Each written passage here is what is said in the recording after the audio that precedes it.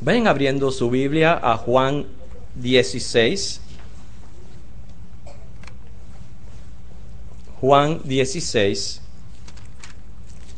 Manténganla abierta para estar listo. Vamos a permitir que el coro se incorpore.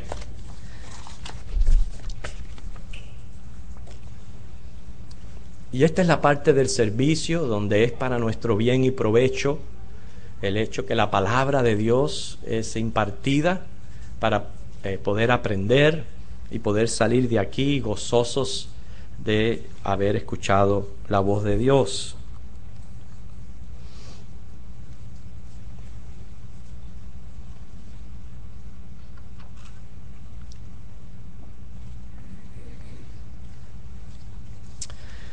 En reverencia a su palabra, trate de concentrarse en ella y dedicar 100% de todos sus sentidos a este momento.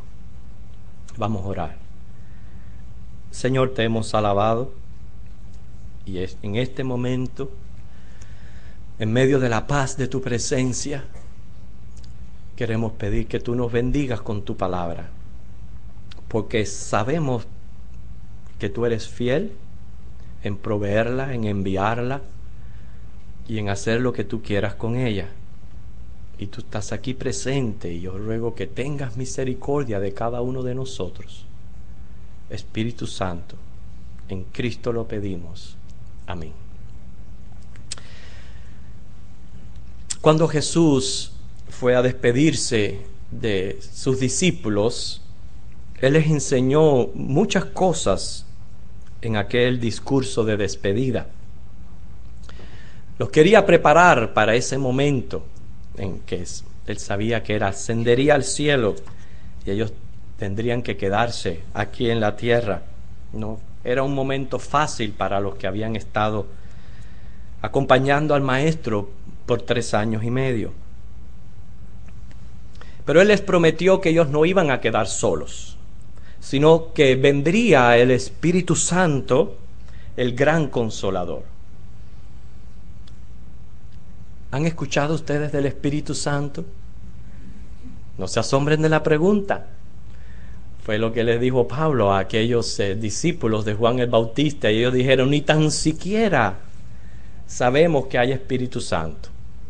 Hoy les quiero hablar precisamente de que el Espíritu Santo ha sido enviado a nosotros. Según Juan 14:26, vendría a enseñar y ayudarnos a recordar. Juan 15:26 vendría a dar testimonio de Jesucristo. Y en Juan 16 dice que Él vendría a convencer el mundo. Según Riley, convencer en este caso significa proclamar la verdad del Evangelio con una luz tan clara que los hombres sean capaces de aceptarla o rechazarla inteligentemente. Miren el concepto que Él da a convencer, lo repito. Que el Espíritu Santo vendría a proclamar la verdad del Evangelio con una luz tan clara que los hombres iban a ser capaces de aceptar o rechazar el Evangelio inteligentemente. Quiere decir que iba a dejar al hombre convicto de la veracidad del Evangelio. ¿Por qué? Porque el Espíritu Santo ayuda a quebrantar la indiferencia del típico pagano que no tiene convicción de pecado. Así que el Espíritu Santo está aquí presente y yo creo que precisamente Él hará esto mismo que Él está hablando aquí, de convencer al mundo de 3 aspectos que vamos a leer en Juan 16, versículo 8 al 11. Ya muchos de ustedes lo tienen. Juan 16, 8 al 11 dice, y cuando Él venga, convencerá al mundo de pecado, de justicia y de juicio. De pecado por cuanto no creen en mí, de justicia por cuanto voy al Padre y no me veréis más, y de juicio por cuanto el príncipe de este mundo ha sido ya juzgado. Aquí encontramos tres temas bien amplios que obviamente vamos a dividir en tres sermones. Que el Espíritu Santo viene a convencer de pecado, 2 de justicia y 3 de juicio. Pero vamos al primero, convencer de pecado. Noten el versículo 9 que dice, de pecado por cuanto no creen en mí. Una pregunta personal. ¿Eres pecador? Soy pecador. Una pregunta muy personal. ¿Eres pecador? Sí, responde el temeroso cristiano que conoce muy bien el testimonio de las Escrituras. Sí, soy pecador, pueden responder muchos más, sin embargo, de manera muy liviana. O sea, no han profundizado de verdad en lo grave del asunto. Y créalo o no, yo me he encontrado con ellos, que los hay que se atreven a decir, no, yo no soy pecador. Se atreven a decirlo. ¿Por qué? Porque la tendencia del ser humano siempre es compararse con los demás. Y lo que están es un poco confundidos. Porque es cierto que no todos los seres humanos están de la misma manera degradada en lo que es la moral. Prueba de eso tenemos que algunos están confinados en cárceles. Si usted goza de libertad es porque usted no ha quebrantado la ley.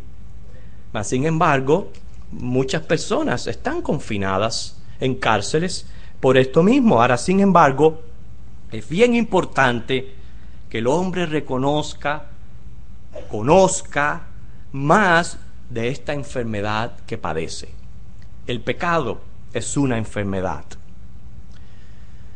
Cualquiera de nosotros que es diagnosticado con una enfermedad física se preocupa, indaga más acerca de la misma, se informa de sus posibles consecuencias, procura ayuda médica, los efectos secundarios de los medicamentos, se aplica los remedios. ¿Por qué? Por lograr ser declarado libre de dicha enfermedad. El pecado es una enfermedad y dice el Señor, conoceréis la verdad y la verdad os hará libres. Y vamos a perseguir ese propósito, ver cómo es que podemos curarnos de esta enfermedad de pecado que hay en todos nosotros. Y a la vez este punto vamos a dividirlo en 4 temas. Número 1, una enfermedad mortal, una enfermedad grave, una enfermedad pandémica y una enfermedad progresiva. Así que veamos que el pecado no solamente acarrea consecuencias físicas, pero su drástica consecuencia radica en la mortandad espiritual. Ezequiel 18, 4 y 20 dice, el alma que pecare, esa morirá. Ustedes saben que en Génesis 2, del 15 al 17, fue donde Dios pues puso su primera ley. En el huerto del Edén, Dios creó un huerto para que el hombre pudiera comer de todo árbol, de todo fruto. Mas sin embargo le dijo, de este árbol no comerás, porque el día que de él comas, morirás. Se lo puede leer en Génesis 2. ¿Y usted sabe qué pasó? Usted sabe que el hombre comió del fruto prohibido, pues consecuentemente murió. La palabra muerte significa separación. Y la Biblia habla de una segunda muerte en Apocalipsis 26. Doble muerte, ¿qué quiere decir esto? Bueno, me explico. La primera muerte es la muerte biológica, la muerte física, la cual separa el alma del cuerpo. Pero la segunda muerte es la peor de todas, porque es la muerte espiritual, que es la separación del alma de Dios, del alma de su Creador. Así que la primera muerte es la física, El alma se separa del cuerpo. Pero la segunda es esa alma separada de su creador. ¿Y por qué es esa separación? Por el pecado. ¿Por qué? Porque el pecado es una enfermedad mortal. Dice Romanos 3:23, ustedes lo conocen, por cuanto todos pecaron, están destituidos de la gloria de Dios. Y dice Romanos 6:23, la primera parte, porque la paga del pecado es muerte. Así que dejamos claro, conociendo esta enfermedad que padecemos, que el pecado conlleva a la muerte y es una enfermedad mortal. Ningún ser humano, a menos que sea arrebatado por Dios, puede escapar la muerte física. Ningún ser humano. Eso es lo que hace de la vida que sea frágil, corta e incierta. Y el ser humano, a menos que sea redimido por Cristo, no podrá escapar de la segunda muerte, la eterna. Por tanto, el pecado viene a ser una enfermedad grave porque tiene consecuencias de gran envergadura. Y vamos a notar esta gravedad. Todos los problemas, los sufrimientos, los dolores de la humanidad son resultado de este pecado natural. Sin la presencia del pecado, hermanos, el mundo sería un paraíso. No hubieran enfermedades, no hubieran catástrofes naturales, no hubieran problemas económicos, no hubieran problemas con los políticos, no hubieran guerras. El hombre viviría en paz si no hubiera pecado. Es por el pecado que este mundo en que nosotros vivimos, lo cual es una creación bella y preciosa de Dios, viene a ser tenebroso, incierto, preocupante, difícil. Precisamente al poco tiempo de entrar el pecado en el mundo, ya los primeros padres estaban sufriendo el dolor que uno de sus hijos mató a su otro hijo. Poquito tiempo nada más de haber entrado el pecado en el mundo. Y la lista sería larga si empezáramos a enumerar todos los efectos que causa el pecado. ¿Sabe dónde? En un individuo, en una familia, en una sociedad, en una nación entera, en el planeta, inclusive en el cosmos. Usted dirá, ¿y ese extremo? Sí, en el cosmos. Usted sabe que ya llegó el pecado a la luna. Llegó con los cosmonautas. Pero yo quiero mencionarles dos consecuencias drásticas del pecado, lo que lo hace una enfermedad grave. Lo peor del pecado, lo peor, ya les dije, es la separación del Creador. Porque nuestro Dios es un Dios que es santo, que es justo, que es puro. Y el pecado nos separa de Dios. ¿Por qué le digo que es lo peor? Porque Él se muestra en la Biblia como el gran yo soy. ¿Y qué indica este título? Indica que Él es la fuente de vida. Él es la existencia de toda criatura. Es lo que implica el título gran yo soy. Y también se identifica como el alfa y la omega. O sea, la primera y la última letra del alfabeto griego. ¿Y qué significa esto? Que de Dios depende todo. Así que no solamente Él es la fuente de la existencia de la vida, sino que de Él depende todo. Por tanto, separación de Dios equivale a una desesperación total. Y esa es una de las consecuencias graves del pecado. El hombre que en la actualidad vive sin Dios, vive lejos de Dios, que no quiere saber de Dios, ¿sabes qué? Aún no ha experimentado esta total separación. Aún no la ha experimentado. Porque dice Mateo 5:45 que Dios envía sol y lluvia sobre buenos y sobre malos. Hoy día amanecimos con una tremenda bendición de Dios enviándonos lluvia del cielo. ¿Cuántos le dieron las gracias? Por eso que Dios en esto no escucha las oraciones de nadie, porque unos oran para que llueve y otros oren para que no llueve.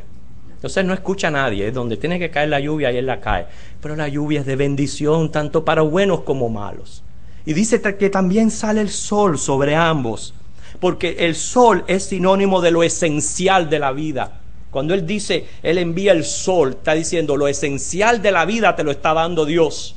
Y cuando Él menciona la lluvia es sinónimo de tiempos fructíferos. Quiere decir que si a ti te va bien, es porque Dios te lo ha dado. Y Dios envía esto para unos y para otros, para buenos y sobre malos. Pero llegará el día y se está acercando que el hombre va a experimentar la gravedad de vivir separado de Dios. ¿Por qué? Porque Dios va a cerrar esa pila, esa lluvia que está derramando sobre el mundo.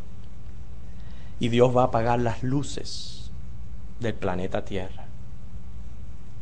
Y sabe que cuando eso ocurra, el hombre sí va a experimentar lo que significa la separación de Dios. Una total desesperación, un tormento eterno, un crujir de dientes que va a ser por los siglos de los siglos, sin fin, en el infierno, en cuerpo y alma.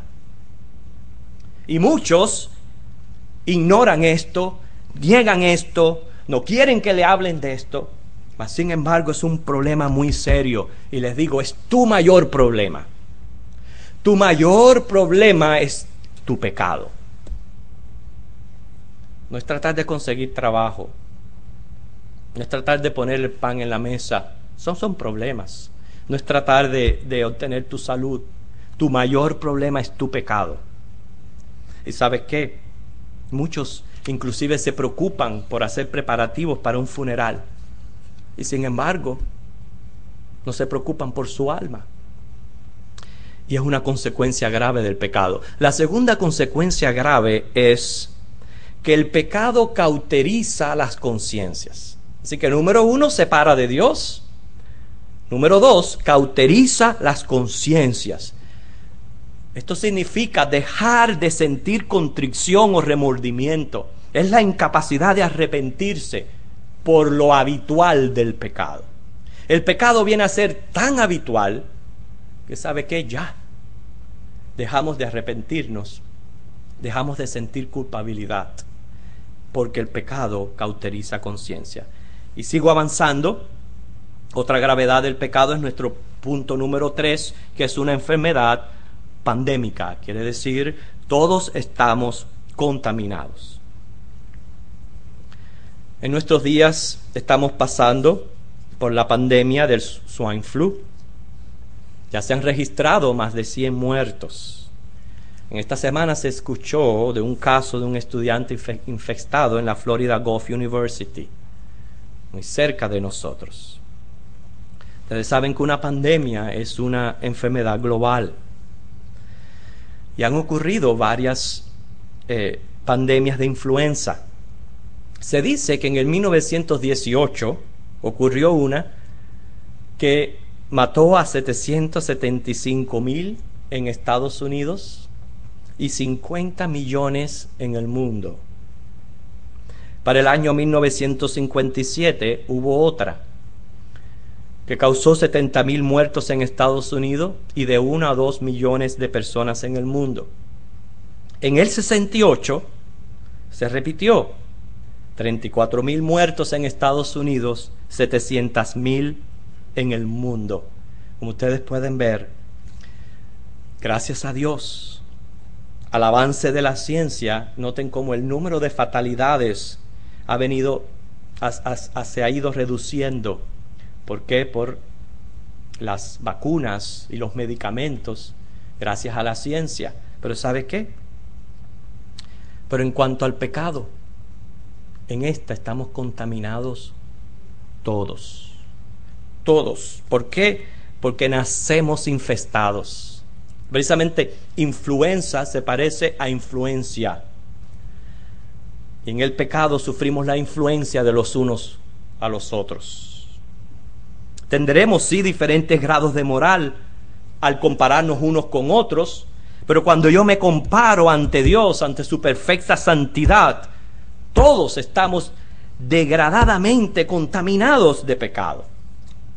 Uno de los capítulos de la Biblia que mejor expresa esta pandemia es Romanos 3 del 9 al 18. Vamos a leerlo.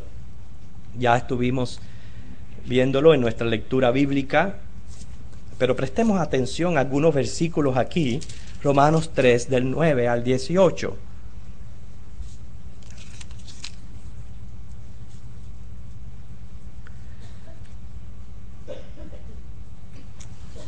Noten la última frase del versículo 9.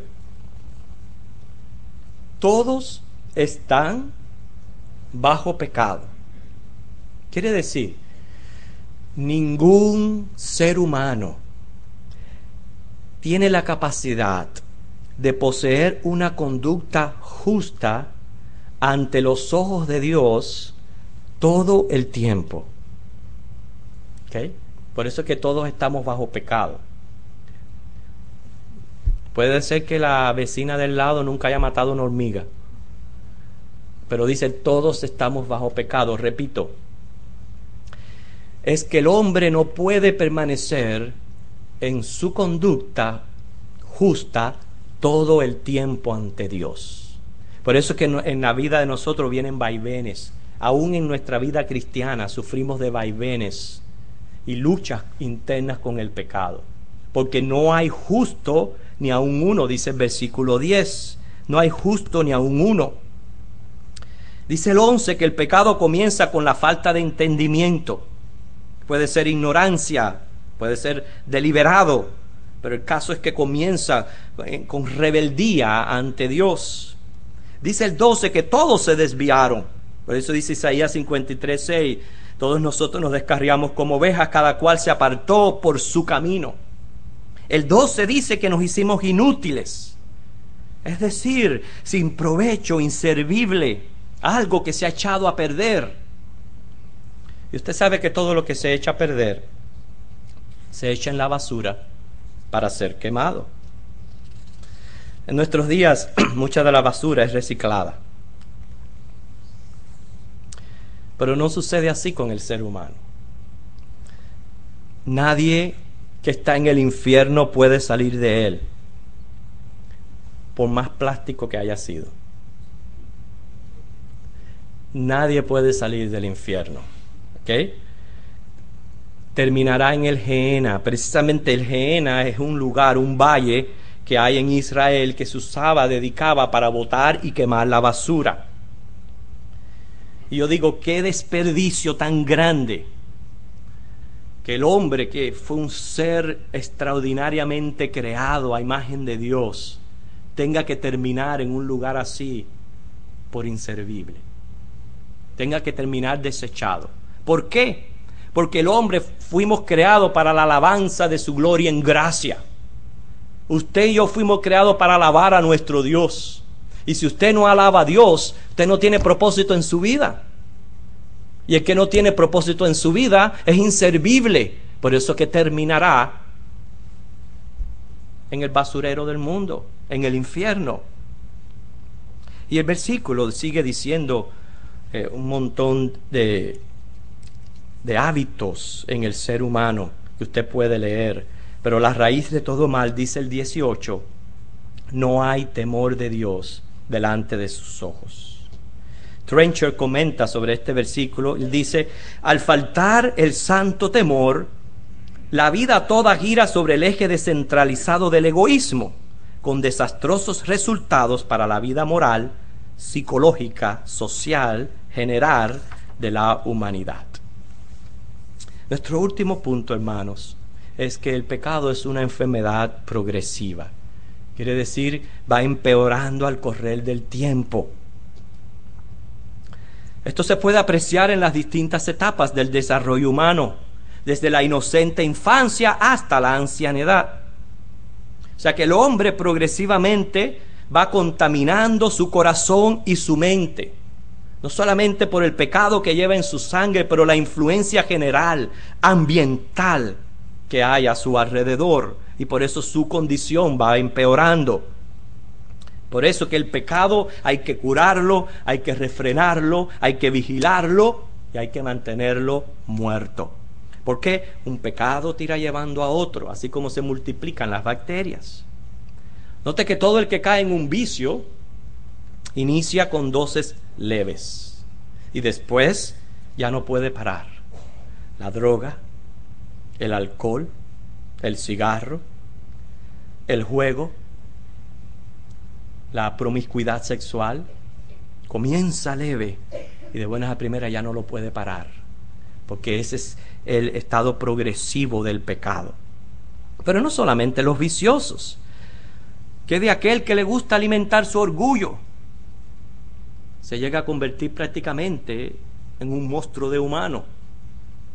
Precisamente se cuenta de un pastor que él se creía muy erudito y elocuente, y cada vez que terminaba el servicio él se paraba en la puerta y claro, yo me paro es para saludar a las personas.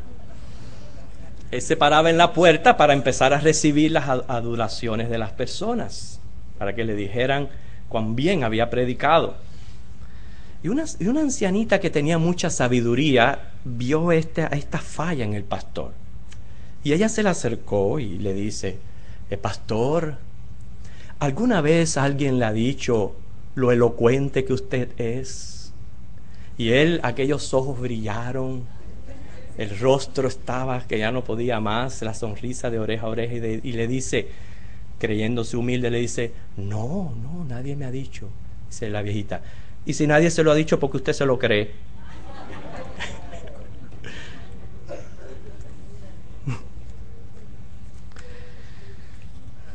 Ese es otro pecado vicioso, que de aquel que entretiene sentimientos oscuros en su corazón, llega a ser un rencoroso. ¿Y qué del chismoso? Lo cual no es un amplio sentido del humor, sino un amplio sentido del rumor. Y el que codicia se va de control. El mentiroso pierde toda confiabilidad. El que comienza robándose un lápiz y termina robando un banco. Y el que le pierde el sentido al valor de la vida humana, a lo mejor comienza levantándole la mano a su mujer y a sus hijos y termina siendo un criminal, matando a la familia, suicidándose. El tema es amplio, hermanos, pero el pecado es una enfermedad progresiva. Fíjense, y esta es la parte más importante del mensaje, porque hasta ahora hemos descrito el pecado como una enfermedad mortal, grave, pandémica, progresiva. Pero de entre las muchas ramificaciones que tiene el pecado, la peor de todas es la incredulidad. Ustedes notaron en el versículo 16:9 que dice: de pecado por cuanto no creen en mí. O sea que la incredulidad es uno de los pecados más graves de entre todas las ramificaciones del mismo. En este mensaje Dios quiere ayudarnos con la ayuda del Espíritu Santo a que quedemos convencidos de algunas verdades bíblicas, de unos contrastes que hay en la Biblia atacando al pecado. Recuerden que nuestro objetivo es llegar a ser libres, sanar, llegar a ser libres. El pecado es una enfermedad mortal, ¿verdad? Pero dice Efesios 2:5 que aún estando muertos en delitos y pecado, Él os dio vida juntamente con Cristo. Así que sí, el pecado es una enfermedad mortal, pero en Cristo Dios nos da vida.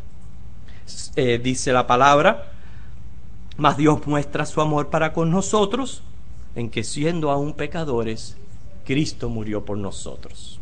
Y la paga del pecado es muerte, mas la dádiva de Dios es vida eterna en Cristo Jesús.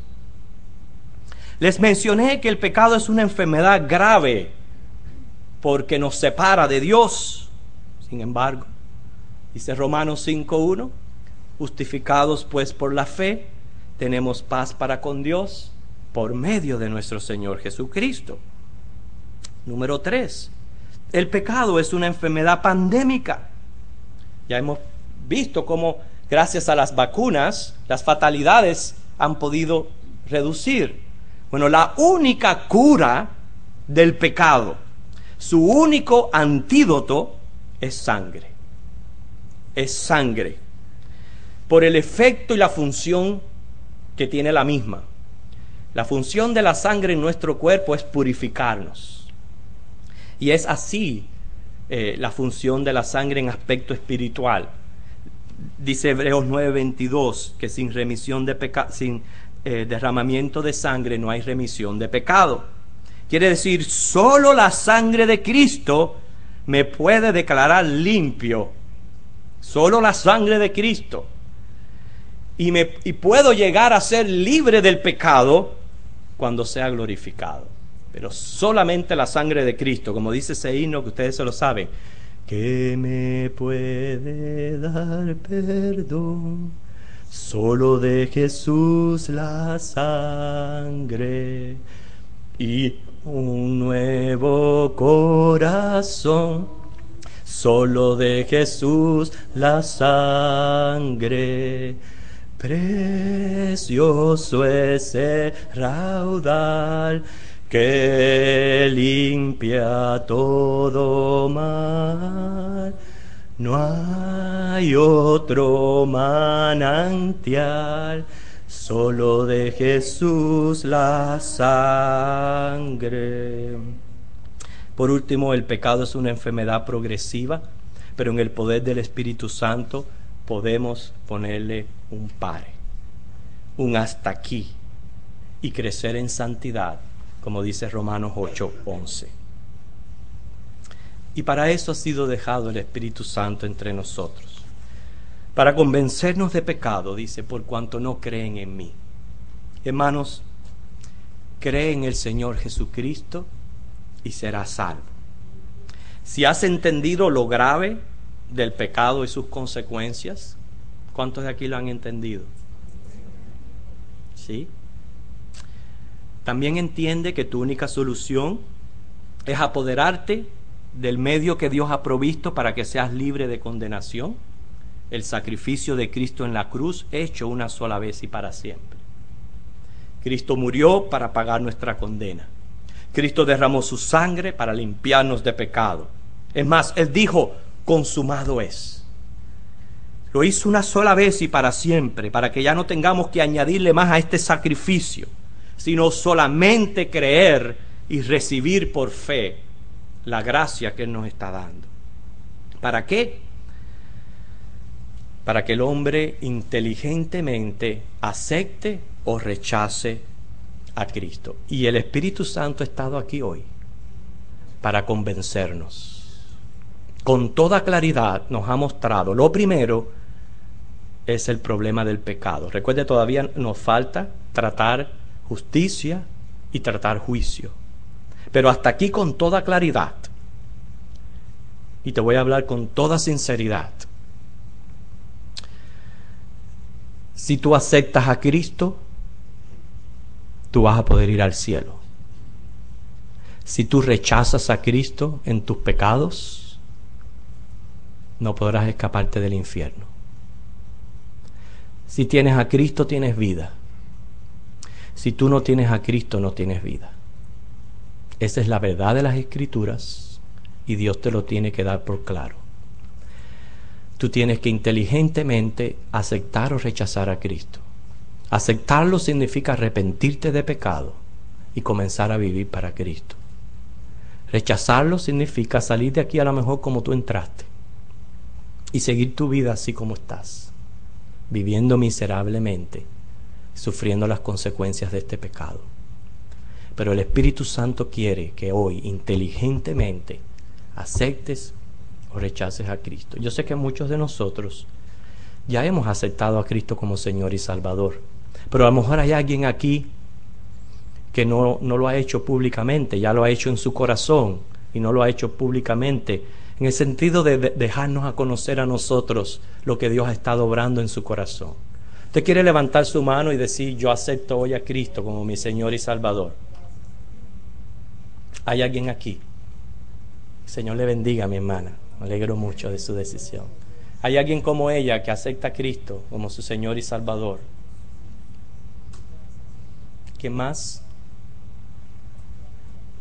Okay. Recuerde este mensaje, que el Espíritu Santo quiere que quedemos convencidos del pecado de la incredulidad.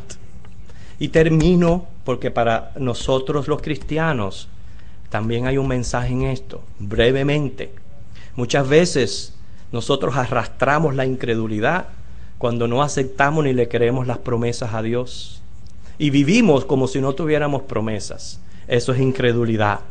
Y el Señor quiere que tú también te arrepientas de las veces que cometemos incredulidad ante Él. Que el Señor les bendiga, hermanos. Vamos a orar. Te damos gracias, Señor, porque tú has estado entre nosotros y a través de este mensaje, con toda claridad, tú has presentado el problema, lo grave de lo que es el pecado.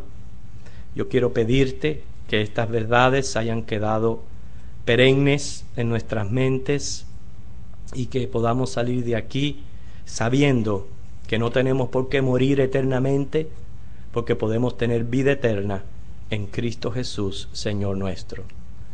Lo pedimos en Cristo, dándote gracias por la hermana que hoy, Señor, públicamente ella ha demostrado su fe.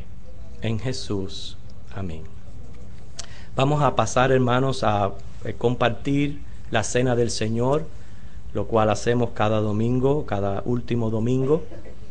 Estos elementos son símbolos precisamente del sacrificio de Cristo.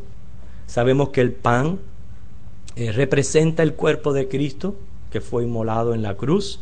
La sangre significa, el vino significa la sangre que fue derramada en la cruz.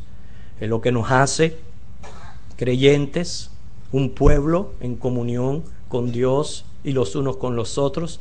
Y este es el simbolismo de esta mesa. Si usted aún no ha sido bautizado, pedimos que se abstenga de participar. Si usted es bautizado, pero usted siente que usted no está en comunión con Dios o comunión con los hermanos, y eso es algo muy personal de cada cual, pues entonces, según la recomendación de las Escrituras, deje pasar la mesa, los elementos. Pero por favor entienda que esto es una ordenanza y que es bien importante que los creyentes participemos de la misma, que hagamos los cambios que tengamos que hacer para que la próxima vez que nos sentemos estemos aptos de poder participar de esta comunión. Los demás libremente pueden sentarse a comer con nosotros y a recordar este sacrificio de Cristo a través de la Santa Comunión. Los hermanos que me van a ayudar, pasen al frente.